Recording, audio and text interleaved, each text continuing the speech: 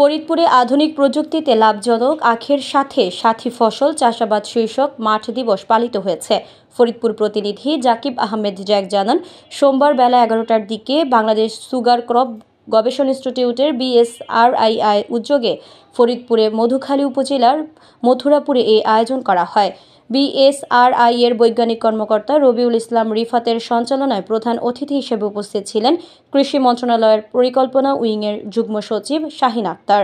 বিশেষ অতিথি ছিলেন কৃষি মন্ত্রণালয়ের পরিকল্পনা উইংয়ের উপসচিব সুষমা সুলতানা। সভায় স্বাগত বক্তব্য রাখেন ঊর্ধ্বতন বৈজ্ঞানিক কর্মকর্তা সাইফুল ইসলাম, ফরিদপুর সুগার মিলের MD মোহাম্মদ সাইফুল্লাহ, BSRI এর প্রধান বৈজ্ঞানিক কর্মকর্তা মোহাম্মদ হাসিবুর রহমান, কৃষক প্রতিনিধি মোহাম্মদ মমিন উদ্দিন ও জাহিদ, ফরিদপুর সুগার মিলের GM কৃষি মোহাম্মদ আনিসুজ্জামান, ফরিদপুর সুগার মিলের DGM এক্সটেনশন প্রবীর মল্লিক। প্রধান অতিথি তার বক্তব্যে বলেন, অল্প জমিতে বেশি ফসল আবাদ করে সকলে লাভবান হন, সেই জন্য সরকার আখ খেতে সাথী ফসল উৎপাদনে কৃষকদের প্রশিক্ষিত করে গড়ে তুলতে বিশেষ প্রকল্প বাস্তবায়ন করছে। আমরা আপনাদের প্রযুক্তিগত সহায়তা দেব। জাতীয় ফসল যেগুলি আছে, যেমন ডাল জাতীয় ফসল, এগুলির উৎপাদন তেমন একটা সন্তোষজনক এবং আমাদের কৃষকদের কথা শুনেছি।